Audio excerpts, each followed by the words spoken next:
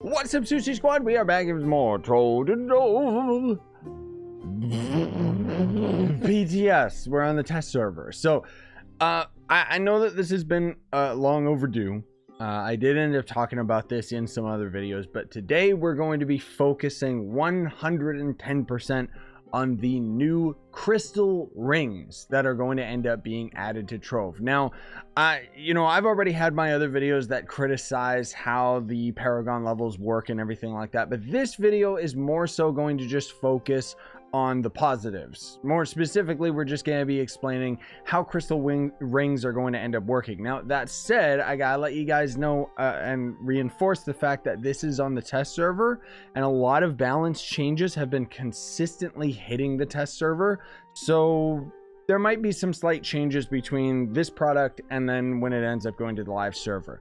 Also, since I know so many of you are going to end up asking, because you've already been spamming asking me anyways, when is the update coming out?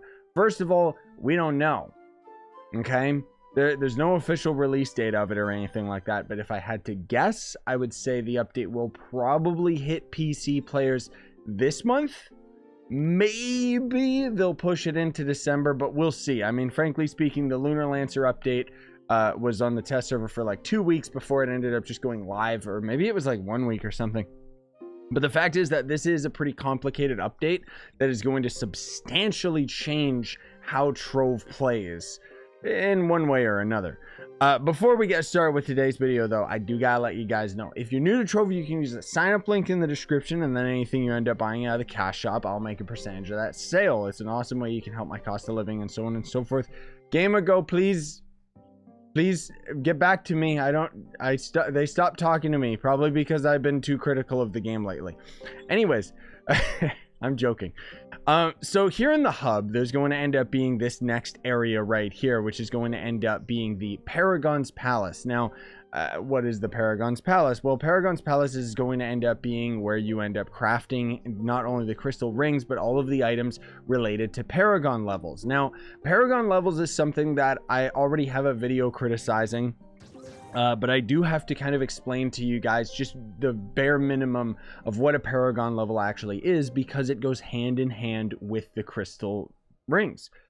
So a Paragon level in Trove is when you get one of your classes to level 30, every level after that is going to be a Paragon level. So you could consider that level 31, 30 to 31 is a Paragon level. So it's a completely different system. So once you've gotten a character to level 30, that's it in terms of the progress of that character and your stats, because Paragon levels in Trove are not going to end up actually giving you stats per se. They are actually going to end up giving you a new currency that you can then end up using in the Paragon housing area right here to end up buying various things. So whether it be, crafting all of these things for mastery, because that's pretty much all that this is, or related to the rings themselves. Now, the thing is that with Paragon levels, there is a couple different resources, and one of the most important is going to end up being prime loops. So if I go to my flux table right here and we scroll all the way down, you're going to see all of this stuff is related to Paragon levels. So there's Trovian loops, which is awarded for each Paragon level earned. There's going to end up being Paragon marks, which is very rarely obtained from primal Paragon pinatas used to craft items such as Paragon workbench, blah, blah, blah. A very important item for crafting things. And then there's also going to end up being primal loops related to the specific class with which you are grinding Paragon levels on. And prime loops, let's say for the candy bar, for example, is awarded for each prime Paragon level earned as the candy barbarian, because Paragon levels are not unanimous across your account. You could get to level 500 in your Paragon level on the Lunar Lancer specifically, but then you end up swapping to some other class and you're still at Paragon level 1 because that character is only just a fresh level 30, right? Or even if you get a new character in the game, let's say you just got the Bard, you're still going to end up just being at level 1. Like, you just treat it as a separate level system, but it basically adds infinite levels to the game, technically speaking, right? So, yeah. So anyways, In terms of the prime Paragon levels, I hate this, and I hope that they end up changing it. Prime Paragon levels are literally every prime number. So prime numbers is something that's prime. Let me just Google prime numbers because I don't know a list off the top of my head. But prime numbers, for example, are 2, 3, 5, 7, 11, 13, 17, 19, 23, 29, 31, 37, so on and so forth. And the point is that these prime numbers get a wider and wider radius between each of the different prime numbers as the number value ends up increasing, right? And so basically with Paragon levels, they go up from level 1 to level 1000, and then they end up resetting back to level 1. The point is that you're supposed to be able to get these Paragon items infinite, right? But the prime Paragon levels, you can actually get there. If I'm not mistaken, there is 168 prime numbers from 1 to 1000. So that's 168 of these prime loop items. And this is really important that we're getting into all of this stuff, okay? I know that it seems like just get to the rings, but this is all going to end up having its big part to play in terms of how you end up getting the rings, because you need to have these Paragon prime loop items in order to end up crafting the rings in the first place. So basically what's going to happen with this update hits is normally our ring crafting goes to Lord of the Rings, but now it's actually going to end up going into a new tier. And you'll see all of these different rings right here. And oh my God, there are so many different boxes. What is this? So there's one box for every class, because you can end up crafting a Vanguard signature ring box. And we'll get into why there is individual ring boxes for each of the classes in a bit. But basically, it's going to end up costing you a Trovian loop, which you just get for Paragon levels, a prime loop for that given class. So if I want to craft the Vanguard ring, I would have to have prime Paragon levels gained with the Vanguard in order to craft this. And then it's going to cost crystalline core and celestial diamond, shadow diamond, nitro glittering. All of these resources again are subject to change before it ends up going to the live server. But let's just say we end up crafting this, right? So here's why there is individual class rings. Because if we end up opening the box, you'll see that it ended up giving me a Vanguard ring, and we actually got pretty lucky. It ended up being a C2 ring. Okay, cool. I can throw this on any class in the game. It doesn't have to be the Vanguard. However, you'll see that there is hidden effects, combo, and heroes stand. Now, this is where the new modified abilities, or the hidden abilities, let's call them, are going to end up being on these specific crystal rings. And what these are going to end up doing is they are going to end up being a modified ability of that given class, but the only way that you can obtain it is by polishing the ring. And the only way that you can end up polishing the ring is you have to spend a primal loop once again. Okay, and then once you end up polishing it, you can choose one of two. So you can either do the combo ability or the hero stand, which are basically going to end up being two different passive abilities that are going to end up affecting the Vanguard. Most of these passive abilities aren't that great. Some of them are spectacular, but most of them don't really change the characters as much as I would like them to, especially considering the sheer cost in order to end up polishing the rings in the first place. So when you do end up polishing the ring, it's going to end up lasting, you can see the duration is going to be 10 days before the polish runs out and you lose the hidden effect, but you'll end up getting an additional 4 days for so long as you have patron active on your account. Which basically means that every 10 days you would have to end up getting a prime Paragon level, which can be really difficult to end up doing. Maybe not necessarily difficult to get Paragon levels within 10 days, but in order to end up getting a prime Paragon level every 10 days, that could end up just perpetually getting harder and harder and harder the further you get into the Paragon tree, because, as you end up gaining higher and higher levels, the prime number ends up getting spaced further and further apart, so on and so forth. Basically, to end up gaining a Paragon level, it costs 3 million XP. It is affected by double experience potions, and as far as I know, is going to end up having an even higher XP value tied to it once it ends up going to the live server. But I don't know, whatever. We're not here to fully get into all the Paragon stuff. Most of all, I just want to touch base with it and talk about all the things that are super duper important in terms of the rings, because now you thought it was complex before. We're about to go big mode on you, okay?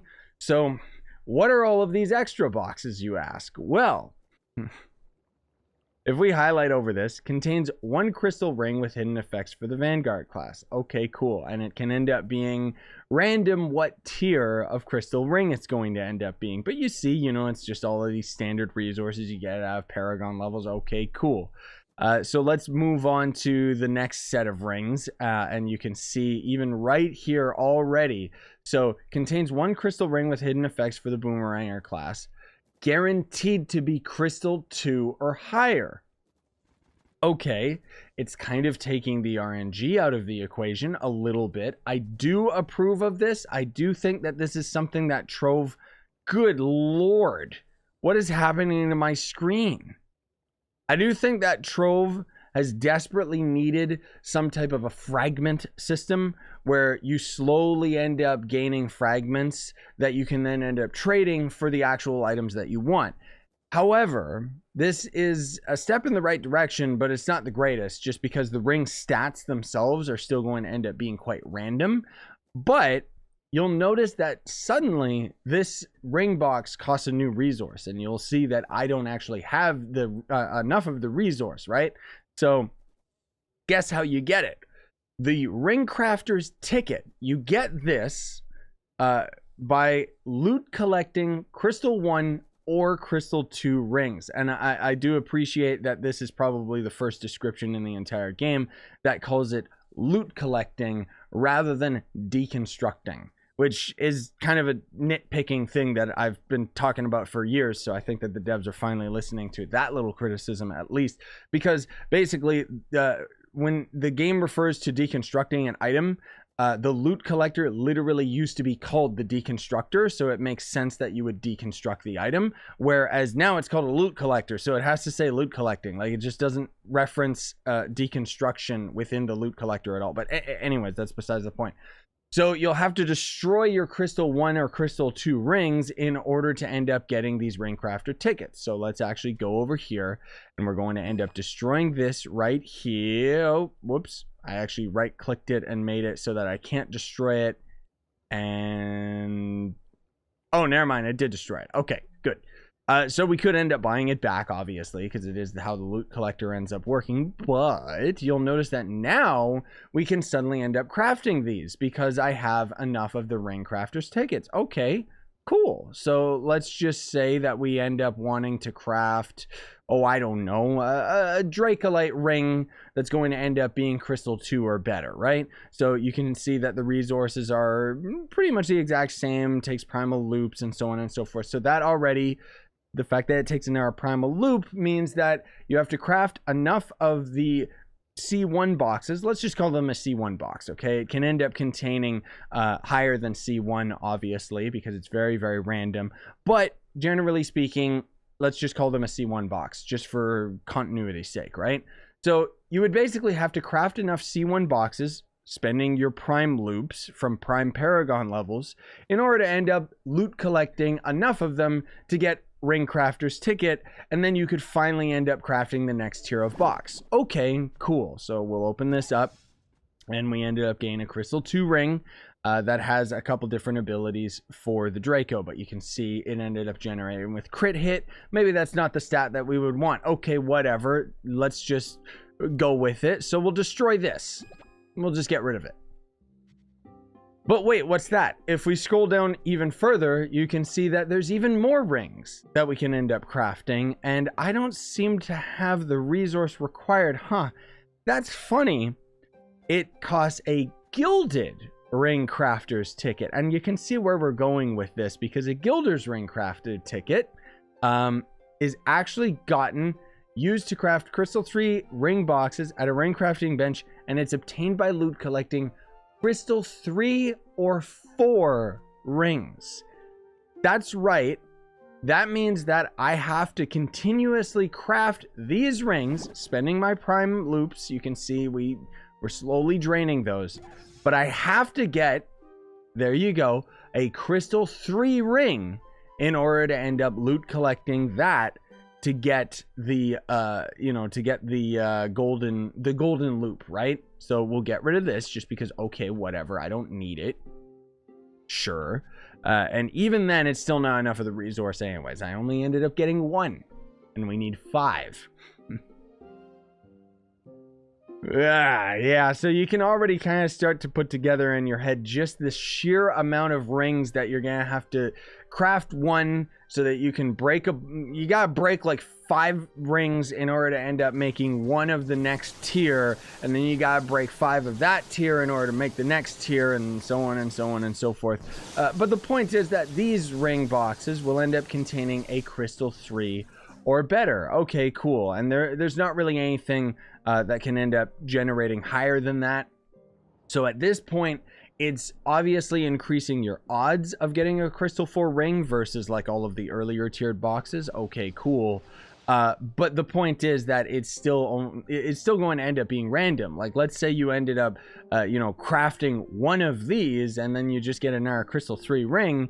Well, even if you end up destroying that ring, it's still going to end up costing you 5 of them in order to craft the box again. So this wouldn't be so bad if it wasn't for the fact that the primal loops are so like steadily more and more difficult to obtain.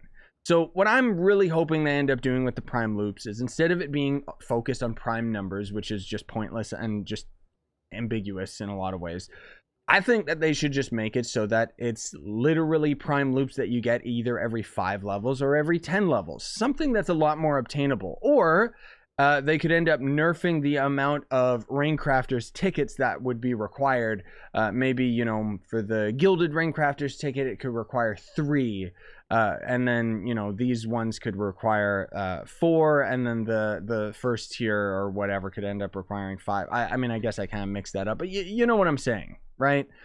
Basically, the point is that it feels too punishing.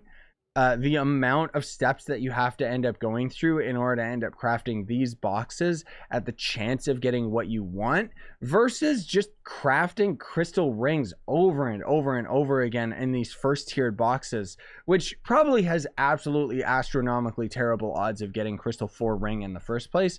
But generally speaking, players are always going to end up taking the easiest approach. And I have always attested to that because I've played this game for so long that, frankly speaking, anything that's overly complicated or requires like 15 steps to do, I just completely unsubscribe from doing it at this point. Because at the end of the day, and this is my biggest criticism towards the crystal rings in general, and the argument that I would say for a lot of you guys that might sound negative, but it's actually a positive, is that there's not really any reason that crystal rings need to exist in this game. Okay? Now, I mean that as a criticism because Trove doesn't currently have content that really requires these rings. I mean, outside of obviously like delves or maybe you're struggling with trying to solo a Leviathan or something like that. Like, obviously these crystal rings are going to end up helping. I'm not saying that they're not, but my point is that they're not required in order to absolutely stomp the end game enemies and so on and so forth, right? And so that being the criticism that these are actually pointless, also the positive is the fact that because they're pointless, it means that you only really have to get involved with them as far as you're willing to go. So chances are, for example, that when these rings end up going to the live server, I probably won't even bother ever polishing my rings. Like, maybe I will for the first while, just while we're like streaming and having a good time and it's like the new cool thing.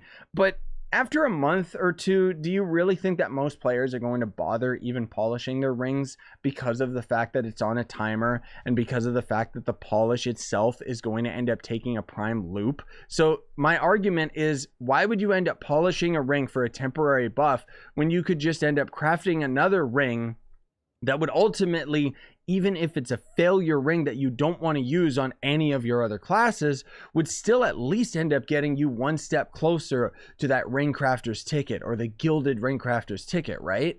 And that's kind of the whole thing, is the ring polish, I just feel, is like so devalued because of the fact that you could just keep crafting the rings. And again, the fact that the abilities in general, the hidden abilities that most of these rings end up providing for your characters, is not only on average they're pretty useless, but on some characters they actually make the abilities worse. I'm looking at you, Gunslinger.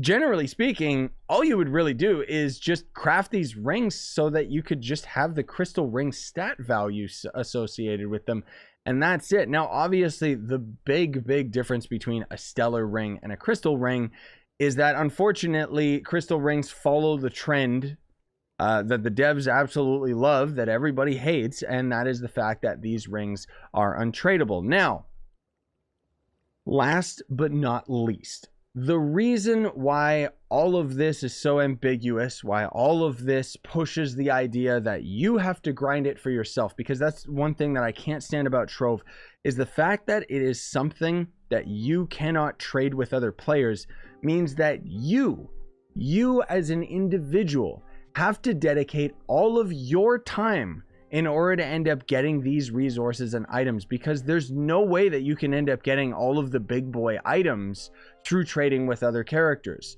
through trading with other players, which means that if you end up having like 1,000 rings, you grinded 1,000 rings. Nobody else was able to help you, regardless of whether they should be able to help you, right? And the biggest reason for all of this, which is asinine and stupid, is because the rings are pay to win. Because these pinatas right here, as you know, I ended up having a video a couple days ago where me and my buddy ended up basically duping a bunch of these pinatas on the test server so that we could end up you know, sharing with all of you, okay, here's what happens when you open 10,000 of these pinatas. And we're not here to talk about the logistics of how much it's going to end up costing to get these pinatas, because we already talked about in that pinata throwing video. But the fact remains that these pinatas contain prime loops. So literally, the more money you spend, the more prime loops you get, the more chances you get of getting the crystal rings. Now, my argument against this is I'm not saying that I'm against pay to win. Okay, far from it. Like, I don't really care so long as free to play has an option of actually getting all of this stuff. And technically speaking, free to play players can end up getting prime loops through prime Paragon levels and so on and so forth. But the system is just so bad with the prime Paragon levels being associated with prime numbers that it just makes it like really difficult to end up doing. Like, I for one am very much cash shop driven with this game. Like, I buy all the packs and what have you. I don't think I've ever bought in pinatas ever since I've started playing this game. I think maybe I did once and it was just such a rip-off, and I would never in my wildest dreams end up ever buying these pinatas. I mean, obviously you can end up buying these boxes right here, which contains one primal loop for your active class when opened. So the difference between the pinatas and the Paragon Cube itself is just because the pinatas can end up containing a lot of other items in them that will ultimately help you to craft a lot of the mounts and so on, and wings and blah, blah, blah, right? But the fact is that it's going to end up having a pay-to-win method, and I'm not saying that I disagree with them making the crystal rings pay-to-win. What I disagree with is the fact that they're untradeable, because if they're tradable, then at least it means both parties profit. Both free-to-play players profit because they can grind to their heart's content and buy those rings from pay-to-win players, and pay-to-win players profit because then they can end up selling those rings to free-to-play players, thus getting a lot of flux value out of it, right? And that's kind of the biggest thing that I feel is Trove's problem right now, is the fact that they're so obsessed with making everything absolutely untradeable. But that's besides the point. Today, we were supposed to be focusing on the crystal rings, and I hope that this was enough of an in-depth tutorial, as it were, explaining how the crystal rings work. Obviously, I'll have other videos that are going to focus on all of the sub abilities or the hidden abilities and so on and so forth for all of the classes, but generally speaking, that's going to be a hefty project for me, so it's going to end up being something that I will more than likely have to end up sharing with you guys over the course of a long period of time. I might even wait for these abilities to end up going on the live server before I end up covering a lot of them.